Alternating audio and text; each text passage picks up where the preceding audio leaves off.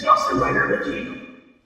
Hey YouTube, Kamen Rider here with a review for Kamen Rider Zi-O Episodes 16 and 17. As I said before, I'm sort of sticking with the formula of doing, you know, the two episodes together, kind of going by Zi-O's arcs. I feel like I'm really far over. Is that better? Can you hear that? There we go. I feel like I was like, hey guys, I'm over here. Anyway, let's talk about the episodes. Two pretty big episodes in terms of we were introducing a lot of new stuff. I mean, technically full, or I was gonna say full on, like 2 new riders, but that sounded weird in my head, but 2 full on new riders. There we go, just rearrange those words a little bit. So we have the introduction of our 3rd rider of the series, Kamen Rider Woz, who is not our Woz, but another Woz. They refer to them as black and white Woz at one point. I don't know if that'll stick, or if that was just for like the one-time gag. And then also Kamen Rider Shinobi, Shukuin Shinobi, who is a rider from the future. This arc kind of, I mean not kind of, it does. It goes off of what happened last time, which was basically, you know, Zi-O charting his own path, like still wanting to become an overlord. And it definitely gets timey-wimey and messy. I think it's interesting. I'm enjoying it. I think it's entertaining me. I like a lot of the ideas presented. I'm still definitely bothered by how much they don't seem to care about logic. Like, I know in time travel there's inherently always going to be a bit of mind-bendiness, but I hate how much it often reeks of, like, we don't care and no one's going to notice because I noticed. But I'll get into that in a second. But the idea of the future riders is super cool because obviously Zi-O takes place in the far future from where we are now, where our most recent rider series was in 2018 build before this. So we think, oh, there's probably going to be riders between now and then. And I liked the idea of us seeing riders from between now and then. But it's a little bit more explained now of like, more or less like build / Zi-O were like the last riders that happened in the original version of the timeline before Zi-O happened, Day. And so there wasn't any riders that happened after that until this change. So everything that's gone down recently between Gates and Zi-O and the changes has caused the timeline to skew into an alternate 1985, alternate to you, me, and Einstein, but reality for everybody else. So basically now there's an alternate timeline where Gates stops Zi-O, and he becomes like the savior, not like, you know, from Once Upon a Time. Speaking of, I'll have something about that later, but Once Upon a Time I know, right? But yeah, that's how it works. So he's the savior in the future. We have this other Woz appearing, part of the Finer Things Club. He's Kamen Rider Woz. He has this book. This is where Once Upon a Time comes in. It was reminding me of something because he has this book that he can, like, basically write what's gonna happen. Like, he could be eating lunch with a friend and being like, he gives me my fries, or gives me his fries, and you get the fries. And I was like, God, that reminds me of something. And I realized it was the author's book from Once Upon a Time. But so yeah, this different Woz, alternate timeline, where Gates stops him, or not Woz, but Zi-O, and becomes the savior. So that definitely gets timey-wimey, because I feel like usually there's just a couple different like main timeline rules series will play by. You know, sometimes when you have time travel-y stuff and someone comes back from the future to stop something, you know, they'll stop it and then everything will be erased. And then you have what is a bit of what they're using, sort of, which is, here's where it's confusing to me, is kind of like if you're familiar with Dragon Ball, the Future Trunks stuff. Like, Future Trunks traveled back to the past, but when he changed it, you know, it just created a new timeline where things were better. But when he went back to the future, he had to go back to his timeline. So like, you have the bright and shiny Dragon Ball timeline, Future Trunks timeline, and their past is the same, it just diverges. So that's kind of a bit of what they're playing with here, is that the past we're in will diverge into either Gates and Tsuyomi's world or this shiny bright Woz timeline, although I'm sure that's sketch. But the thing about that is that it seems like the 2068 future still exists, and there's a bunch of different ways you can play it, you know, with that type of stuff. But the only thing that sticks out to me, excuse me, is last week when Zi-O decided to not throw away his driver, or get a new driver rather, and you saw Zi-O reappearing. So it's like, okay, that timeline still exists. Because like, in theory, if Gates and Tsuyomi try to go home, they would go to Woz's world.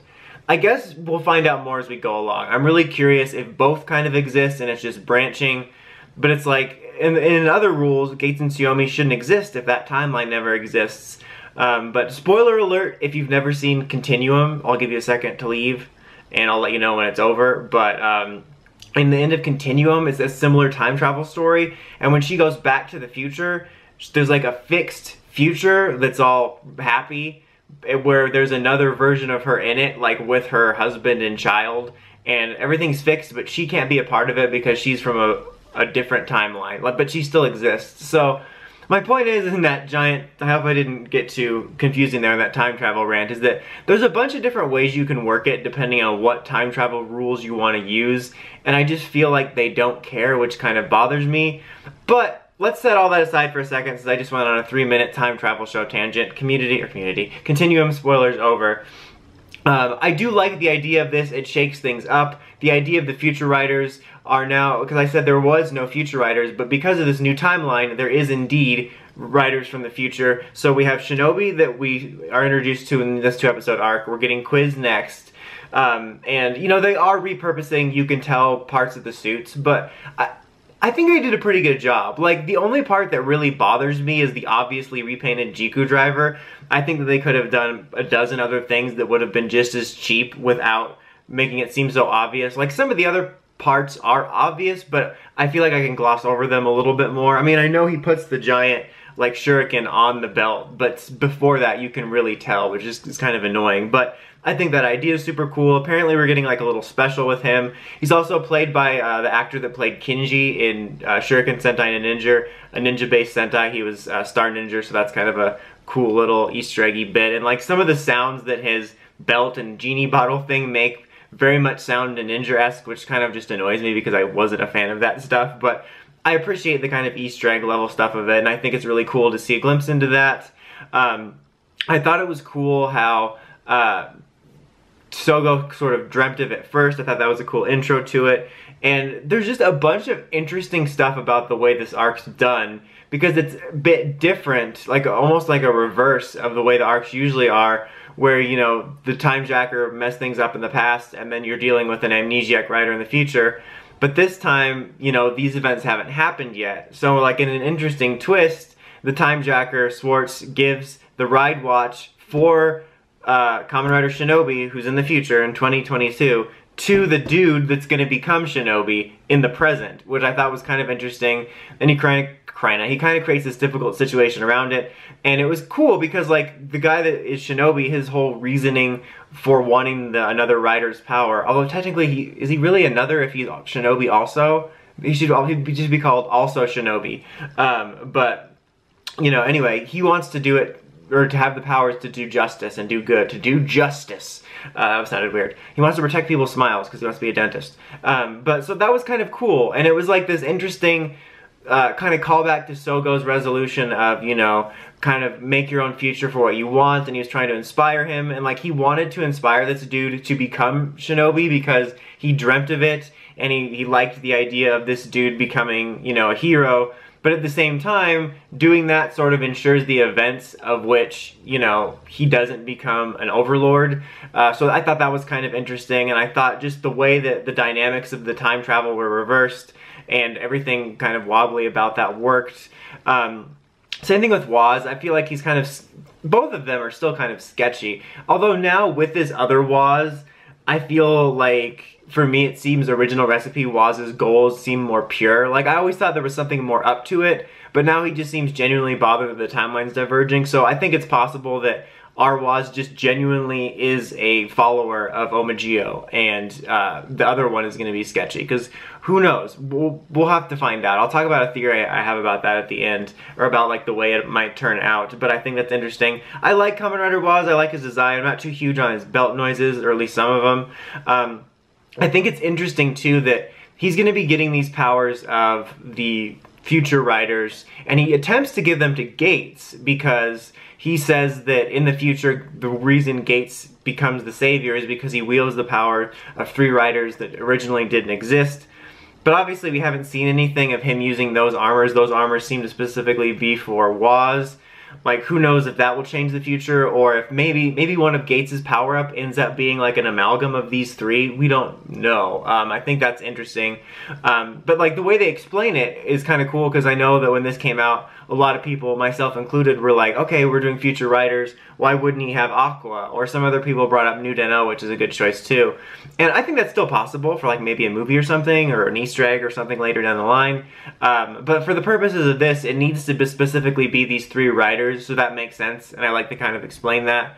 The only other huge problem I had outside of them and their time travel rules is how he just gets the ride watch. Like, he's like, oh, so now that Shinobi's defeated, I can be like, I want the ride watch, T. Hanks, like, after he writes it in the thing. That's even messier than the other ones. I guess he can make it happen once the conditions are right for the ride watch to exist. I just hate how ill-explained a lot of that is. That's probably the one thing I want answered more than anything else, is exactly how that works. That just really bothers me, how, like, the time travel stuff is messy, but you could probably sit there and you know, develop a pretty decent-ish headcanon of how it all works that's not going to be too bothersome. But like the way that the ride watches just are, like, bothers me. Like, there's no real reason, like, oh, these just exist because, like, the time jackers can just create them because yes, you know, that just kind of bothers me. And that's something I want to be explained. But there is definitely some messy stuff amongst it, but I think it's been really enjoyable these last few episodes, and I think there's lots of exciting stuff with this arc, and sort of making Zi-O feel like its own identity too, which I think is cool, instead of just solely relying on the past. I think is neat. I'd probably give both these episodes about a 7. Like I said, I enjoyed them. I know I kind of did a lot of complaining, but it's just, I complain because I care, because I think that this story in general has a lot of cool potential, and just kind of unfortunate that they're kind of like, no one's going to notice what happens with a puppy and pigeon. But yeah, we'll see. Lots of cool stuff to speculate on in the future. Until next time, don't forget to like, comment, subscribe, and climb the steps and ring the bell to get notifications for all my videos. Until next time, Dawson Rider, signing out.